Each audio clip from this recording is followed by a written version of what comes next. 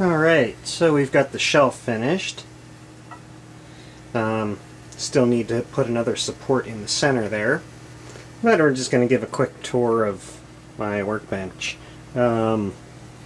Unfortunately, all of this equipment needs to be rebuilt again. I did rebuild the 209 at one point. I believe it is still working.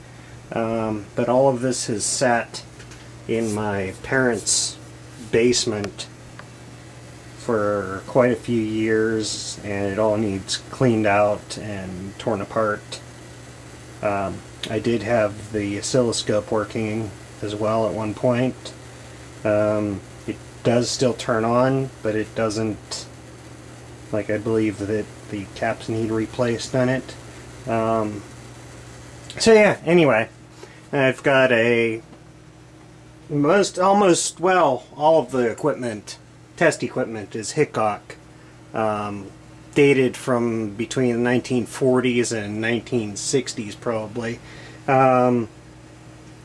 Tube tester is a model 534B, and as you can see, it also has a built-in vacuum tube voltmeter.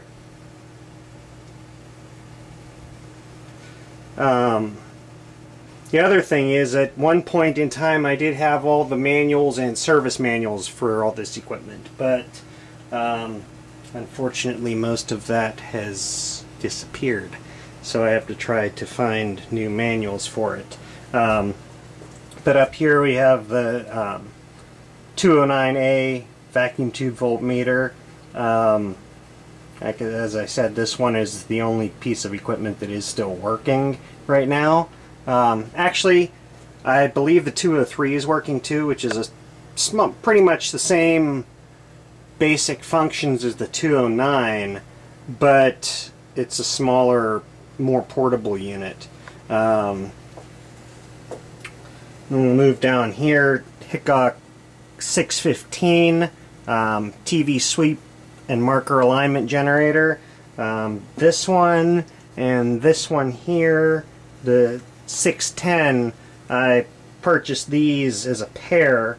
As you can see, there's a little bit of degradation on the dials there. The backing is kind of breaking off on it.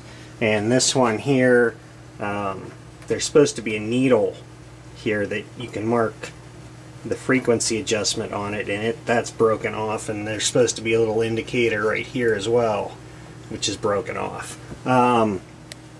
But yeah, it's a marker, just an alignment pattern generator for television sets, and this one is a television and FM signal generator. These two were, like I said, these were paired.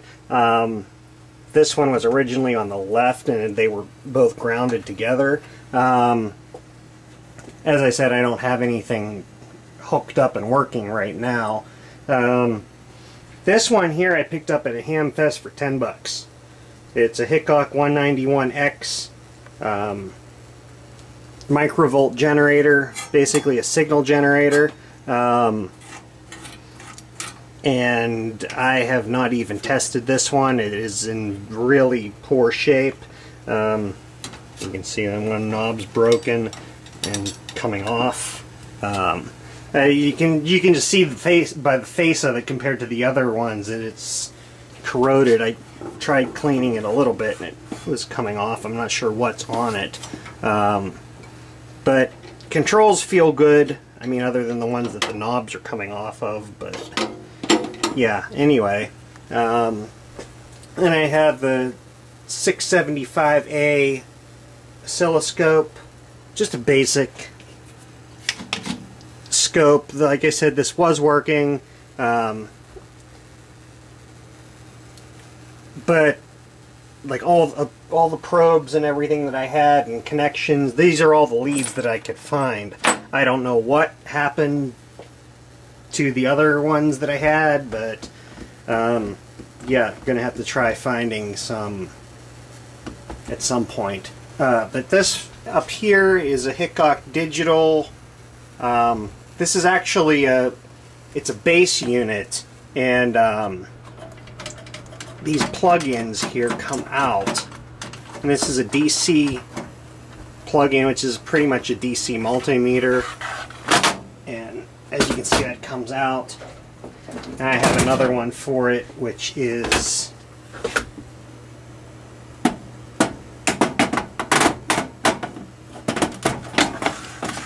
a model DP51 megacycle counter, which is basically a frequency counter, but it can also just count as well.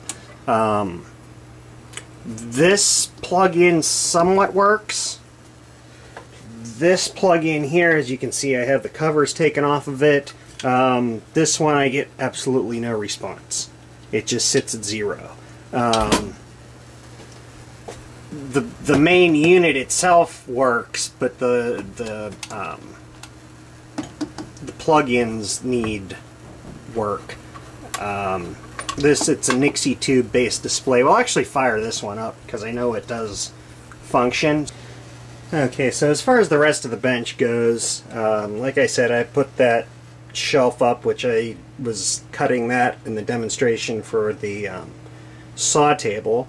But I'm going to have a few power outlets along the bottom here, and I'm currently working on a power supply as well, which is going to be housed in that old oscilloscope case, which had a shorted main power transformer.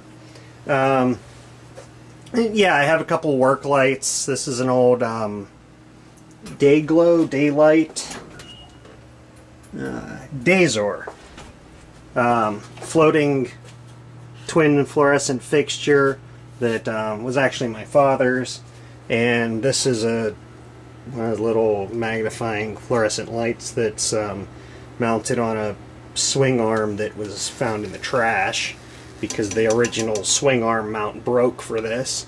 The scope is sitting on an old rotating TV stand, so that can pivot out of the way when it's not needed or be tilted to view it better.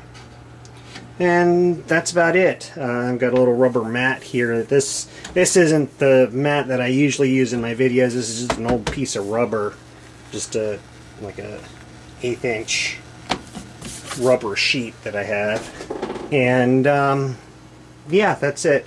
We'll be updating this, and eventually I'm going to have a camera mount down here, and we'll be doing a lot more videos as far as electronic stuff and everything goes down here. So again, thanks for watching.